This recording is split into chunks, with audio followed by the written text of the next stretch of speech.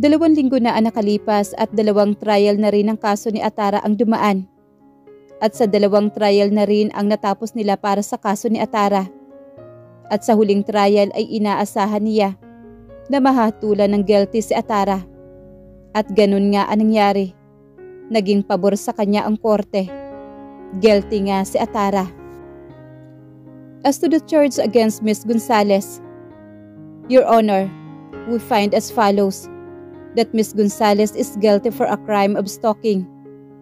Pagbabasa nito sa hatol ni Judge, halos mapatalon siya sa narinig at napayakap na mahigpit kay Cassie. Congrats! Naipanalo mo ang una mong laban. Narinig niyang bulong nito sa kanya. Thank you everyone. Wika pa ni Judge Mike. Court is adjourned. Order in the court. Sabi naman ng clerk of the court, kaya tumayo silang lahat para sa paglabas ng judge. Masaya silang tumayo ni Cassie at hindi inaasahan ang nagtama ang kanilang mga mata ni Atara. Lungkot ang tanging nababasa niya sa mga mata nito. Ngunit hindi niya iyon pinansin at ipinasya nilang lumabas na ng courtroom. Attorney Adriana, ang tawag na iyon ang nagpatigil sa kanila sa paglalakad palabas ng Metropolitan Trial Court. Taas kilay siyang humarap kay Atara. Naglakad itong papalapit sa kanila. Anong kailangan mo? Mataray na tanong naman ni Cassie rito. Gusto ko lang sana makausap si Attorney Adriana. Nag-aalangang tugo naman ni Atara. Wala na kayong dapat na pag-usapan dahil tapos na ang kaso. Sumunod ka sa akin kung gusto mo ako makausap. Putol naman niya sa sasabihin ng kaibigan. Pero Adriana, tutol naman agad ni Cassie.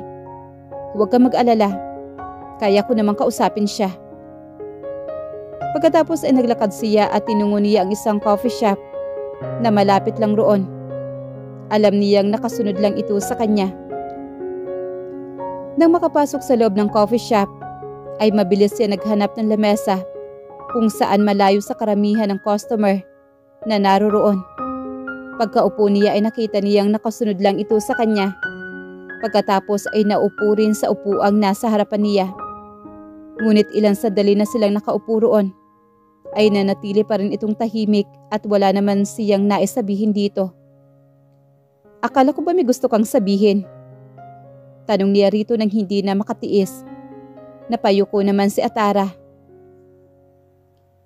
Sa laki ng kasalanan ko, ay hindi ko na kasi alam kung saan pa ako magsisimula. Tugo naman ito sa kanya habang napapansin niyang pinagkukuskus nito ang dalawa nitong kamay. Huwag mong sabihin na balak mo pang humingi ng tawad sa akin sa lagay na yan. Napaangat naman ito ng tingin sa sinabi niyang iyon. Gusto kong humingi ng tawad. Hindi para sa sarili ko kundi para sana kay Sir Dominic. Wika nito kaya nagsalubong naman ang kilay ni Adriana. Wala kang karapatang hingin ang kapatawaran ko para kay Dominic. Mahina ngunit mariing usal niya rito. Sinasayang ko lang ang oras ko sa'yo. Saka ay tumayo siya ngunit laking gulat niya nang bigla itong tumayo at lumuhod sa kanyang harapan. Wala talagang kasalanan si Sir Dominic. Maniwala ka sa akin, attorney. Malakas na wika nito kaya muling nagsalubong ang kilay niya. Ako ang may kasalanan ng lahat. Ang totoo naman, ako yung unang lumapit sa kanya. Inakit ko siya at pinagpilitan ang sarili ko sa kanya dahil gusto kong maghiganti sana sa'yo. Doon ito nakuha ang kanyang atensyon. Napaupo siyang muli habang nakaluhod pa rin ito sa kanyang harapan. Maghiganti? Naguguluhang tanong naman ni Adriana. Oo. Ipinakulong ang tatay ko ng isang abogado. At tanging Attorney Escalante lang ang nalaman ko tungkol sa taong yon. Nung unang araw na nakita niya ako sa law firm, yung mismong nasa CCTV footage, ay ikaw ang unang lumabas. Kaya ikaw ang napagkamalan kong nagpakulong sa tatay ko. Pero nito ko lang din nalaman na isang malaking pagkakamali ang nagawa ko dahil hindi ikaw si Attorney Escalante, kundi si Attorney Cassandra Escalante ang totoong nagpakulong sa tatay ko. Umiiyak na wika nito. Isang malaking akala ang pagpasok mo sa buhay namin? Iyon ba ang ibig mong sabihin? Pagkakamali mo kaya nasira ng ganito ang buhay at pagsasama namin ng asawa ko? Hindi makapaniwala ang wika ni Adriana rito. At muli namang napayuko si Atara. Nagkataon lang talaga na may nakita akong butas kay Sir Dominic. Kaya siya naisipan kong gamitin laban sa'yo. Pero sa paglapit ko kay Sir Dominic, hindi ko inaasahan na totoong mahuhulog ang loob ko sa kanya. Kaya nagawa ko pa ring ituloy ang ginawa ko. Kahit alam kong pagkakamali lang ang lahat. Pagpapatuloy muli nito. Pero simula nang malaman mo nang dahil din sa mga pictures, ay totoong iniwasan na ako ni Sir Dominic. Ako lang yung nagpupumilit. At hindi ko naman alam na aabot sa ganito yung gagawin ko. Nasaktan ako sa rejection ni Sir Dominic. Kaya hanggang sa bataan ay nagawa kong sundan kayong dalawa. Alam ko wala akong karapatang humingi ng tawad sa iyo. At naiintindihan ko kung hindi mo na ako magagawang patawarin pa. Tatanggapin ko naman na maluwag lahat ng ibibigay ninyong parusa sa akin. Pero maniwala ka, attorney. Totoong mahal na mahal ka ni Sir Dominic. Will you please shut up, ha Atara? Galit naman na sigaw ni Adriana. Oo, tama ka. Hinding-hindi kita mapapatawad at hanggang sa mamatay ako, ay hindi kita mapapatawad. Sinira mo ang buhay ko, kaya sinisiguro kong masisira din ang buhay mo. Galit na sigaw niya rito. Pagkatapos ay tuluyan na siyang tumayo at tinalikuran ito. Huwag kang magpabulag sa galit mo, attorney. Ganyan ang galit na nararamdaman ko nang simulan ko ang lahat ng ito. Habol pa nito kaya muli siyang napalingon dito. Marahan naman itong tumayo at hinarap siya. Sa huli na ang lahat ng pagsisisi kong iyon. Huwag mong hintayan na maging katulad kita bago ka tuluyang magising. Alam kong matinding galit ang nagtutulak sa iyo para gawin ang lahat ng ito. At naiintindihan ko po yun. Pero huwag mo naman sanang hayaan na tuluyan kang kainin na matinding galit mo. Mapait lang niya itong tinitian. Sa katuluyang nilisan ang lugar na iyon. Walang tigil sa pagpatak ang kanyang mga luha nang matanaw niya ang kaibigan. Agad naman itong lumapit sa kanya. Alamin mo kung saan facility si Atara. At kailangan mo matiyak na mararanasan niya ang buhay roon kahit sa loob lamang ng 1 o 2 buwan. Matigas na utos niya sa kaibigan. Ipapaubaya ko na sa iyo ang lahat ng tungkol dyan. This time, gusto ko munang mag-unwind dahil feeling ko nasasakal na ako sa mga nangyayari. Nauubusan ng lakas na wika niya sa kaibigan. Ang kaso ni Dominic. Napalingon naman siya rito pagkatapos ay bahagya siyang napaisip. I-follow up mo na. Huling salitang lumabas sa kanyang bibig bago tuluyang nagdilim ang kanyang paningin. Adriana! Ang sigaw na iyon ni Cassie ang kanyang huling narinig. Inaayos ni Dominic ang mga papeles na kailangan para sa pagbibenta niya ng Escalante kay Mr. Drake Aragon. At ang kagandahan pa ay nagawang habulin nito ang mga kliyente na sana gustong bumawi ng kontrata. Kung sa panghihinayang ay wala siyang kahit anong nararamdaman. Pinanghihinayangan sa nangyaring iyon sa kumpanya niya. Kaya naman halos sa buong araw na iyon lamang ang kanyang inintindi. Kasalukuyan siya nakaupo sa harapan ng kanyang laptop nang isang katok ang umantala sa kanya. Pasok, wika niya habang abala pa rin sa ginagawa niya. Sir, narito po si Atara. Gusto raw po kayong makausap. Wika naman ni Tiffany at doon naman siya napaangat ng tingin. Paalisin ko na po ba? Sige, papasukin mo. Wika naman ni Dominic. Ilang sandali naman ay nasa harapan na rin niya ang dalaga. Ano pang kailangan mo sa akin? Matabang na tanong niya habang hindi pa rin tumatayo sa kanyang kinauupuan at nakatayo lang ito sa harapan ng kanyang lamesa. Sir, gusto ko lang sanang humingi ng tawad sa lahat ng nagawa ko sa inyo. Wika nito kaya naman napakunot ang kanyang noo.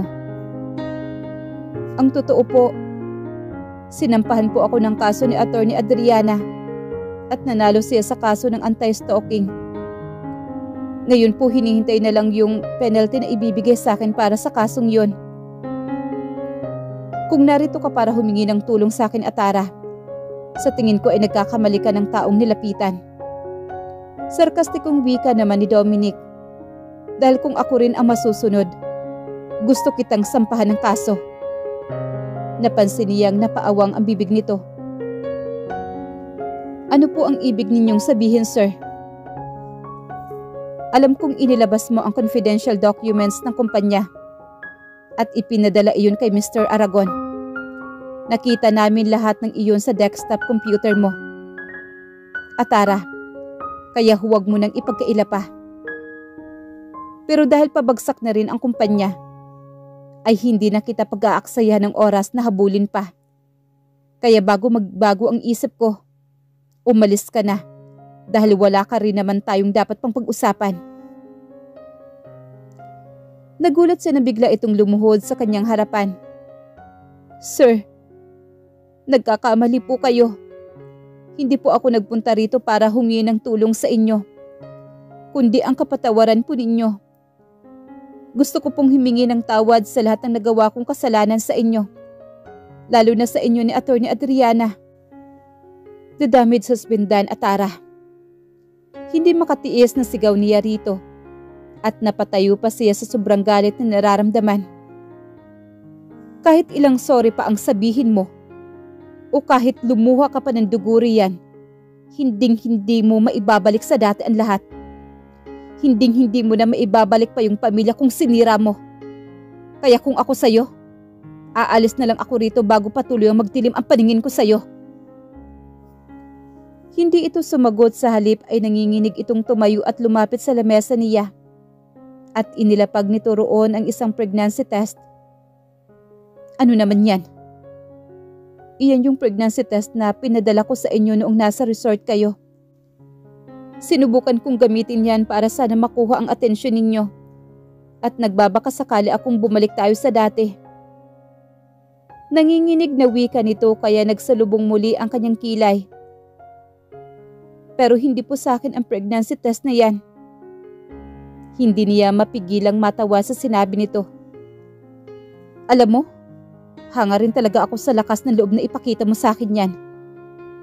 Naiiling na wika niya. Pero alam mo rin ba, na kahit naman ibinigay mo yan sa akin noon, ay hindi ako naniniwala na sa'yo ang pregnancy test na yan. Gago na lang ang taong maniniwala sa lahat ng sasabihin mo, Atara. Galit na wika muli ni Dominic. Alam ko po. Kaya nga po narito ako para kahit papaano mabawasan ang bigat sa dibdib na nararamdaman ko. Gusto ko pong iayos pa rin sana ang lahat. Kahit alam kong huling-huli na ako. Pagpipilit pa rin ito. Hindi sa akin ang pregnancy test na yan, kundi kay Ma'am Adriana. Nakita ko yan sa loob ng isang kahon na nasa ibabaw ng dashboard ng sasakyan mo. Kaya ko naisipang gamitin. Pero hindi ko naman po inaasahan na sa ganito hahantong ang lahat. Umiiyak na wika nito. Gusto kong humingi ng tawad sa inyo ni Attorney Adriana. Hindi ko na kailangan ng paliwanag mo, kaya umalis ka na, Atara. Mahina at mariini ang usal dito. Ngunit hindi ito nagpatinag. Umalis ka na! Dumagundong ang sigaw na niya sa dalaga. Napansin niyang napapikit pa ito. Dahil sa sigaw na iyon, saka ito nagmamadaling lumabas ng kanyang opisina. Hindi niya mapigilang tumingin sa pregnancy test na iyon nang malaman niyang kay Adriana iyon. Doon ay muling naglandas ang mga luha niya habang matamang nakatingin sa pregnancy test na iyon. Nanginginig pa ang kanyang kamay nang iabot niya ang pregnancy test na iyon at nang mahawakan niya iyon ay tuluyan na siyang napahagulhol. Kung noon ko pa sana nakita ito, baka ang saya-saya ng pakiramdam ko. Adriana, tawag sa kanya ng ina nang nakapasok ito sa kondo ni Sheena. Bakas na bakas ang pag-alala sa mukha nito. Bakit hindi mo malang hinintay yung doktor na titingin sa'yo? Nag-aalalang tanong naman ito. Paano mo malalaman kung ano ang sakit mo? Ma, Hindi ko kayang tumagal sa hospital dahil naaalala ko lang doon yung baby ko. Besides, stress at overfatigue lang naman ang dahilan. Kaya ako nawala ng malay. Ilang linggo na rin kasi akong walang maayos na tulog at pahinga dahil sa kaso. Paliwanag naman niya rito habang nakahiga lang siya sa sofa roon. Nang mawalan siya ng malay ay ang pinsan niya ang tinawagan ni Cassie. Dahil ito lang ang pinakamalapit sa kanya ng mga oras na mangyari iyon. At na magkamalay naman siya, ay pinasya niyang lumabas na kaagad. Dahil sumisikip pa rin ang kanyang dibdib kapag nasa hospital siya. Ang sinabi ko naman kasi sa'yo, ay tigilan mo na yan para mabawasan na rin ang iisipin mo. Bakit hindi mo subukan munang lumayo at magsimulang muli? Doon ka muna sa tita mo sa New Zealand para naman marelax yung isip mo. Suhestyon naman ang ina sa kanya. Lingid sa kaalaman ni Adriana na sininyasan ng kanyang ina si Sheena na nakatayo sa kanyang ulunan. Ay oo nga Kas, doon muna tayo kila mama. Maganda roon para makapagpahinga rin tayo pareho. Sasama naman ako sa'yo kahit saan ka magpunta. Sige, pagkatapos ng mga dapat kong asikasuhin dito, ay aayusin ko naman ang pagpunta ng New Zealand. Pagsang-ayon naman ni Adriana. Pagkatapos ay umayos siya sa pagkakaupo. Nasaan pala yung bag ko? Tanong niya na makabangon mula sa pagkakahiga. Nandoon yata, bakit? Tugo naman ni Sheena sabay turo sa mga gamit niyang nakatambak sa kanyang paanan. Tumatawag kasi sa akin si Stefano kanina. Hindi ko naman nasagot dahil nagmamadali akong makalabas ng hospital. Wait lang ha. Paalam niya sa mga ito sabay tayo at tinungo ang dining area ng kondo. Nakailang ring muna iyon bago tuluyang may sumagot. Hello Adriana? Yes. Pasensya na hindi ko kaagad nasagot yung tawag mo kanina. Dahil nagkaroon ako ng emergency. Paghingi naman niya ng paumanhin dito. Bakit ka pala napatawag? It's okay. Yung buyer kasi ay nag-deposit na ng initial down payment para sa bahay mo. Gusto ko na lang sanang i-clarify kung na-receive mo na. Para sana ma-process ko na kaagad yung mga papers. Para the end of this month, na i-deposit na rin sa'yo yung full payment. Okay, let me check it. Usal naman niya rito. Saka inihold ang tawag na iyon at tiningnan ang laman ng kanyang account sa online application ng kanyang cellphone. Nang masiguro niyang pumasok na nga ang pera, ay binalikan niya ito. Yes, nandito na. Salamat sa tulong mo. Hindi niya mapigilang mapangiting tugon dito. You're welcome. Anyway, isisend ko na lang sa email mo ang lahat ng papers na kailangan mong pirmahan. Then, I'll send back mo na lang sa akin kaagad. Okay. Walang problema. Maraming salamat ulit sa tulong mo. Kapapatay pa lang niya ng tawag ng iyon nang muling tumunog ang kanyang cellphone. Anong number iyon pero sinagot pa rin niya. Hello? Hello, Miss Adriana? Isang babae mula sa kabilang linya. Yes, speaking. Sino ito? Ako yung doktor na tumingin sa'yo kanina. At may seryosong bagay ako na dapat na i-discuss sa'yo. Sana sa'yo pagkagising mo pero nagulat ako. Dahil pagbalik ko sa room mo, ay ang sabi sa akin nagmamadali ka raw na lumabas. Since na importante ito ay tinawagan na kita. Yes. May hindi kasi ako magandang pakiramdam kapag nasa loob ako ng hospital. Pasensya na pero kasi nang tanungin ko sila kung ano ang findings. Ang sabi naman nila sa akin, stress at overfatigue lang daw ako. At kailangan ko lang na mahabang pahinga. Yes, that was our first findings. Pero nang malaman ko na galing ka sa miscarriage, ay nag-decide ako na mag-conduct ng series of the test dahil ang sabi ng kasama mo ay hindi naman daw nagpahinga right after what happened. Paliwanag naman ng doktor sa kanya. Yes, kailan ko ba talagang pumunta riyan sa hospital? Nagdadalawang isip na tanong naman ni Adriana. Yes, sana, as soon as possible. Dahil importante na i-discuss ko sa iyo in person. Napatamo naman siya. Sige, pupunta ako kaagad dyan once na magkaroon ako ng oras. Wika naman niya bago tuluyang patayin ang tawag na iyon.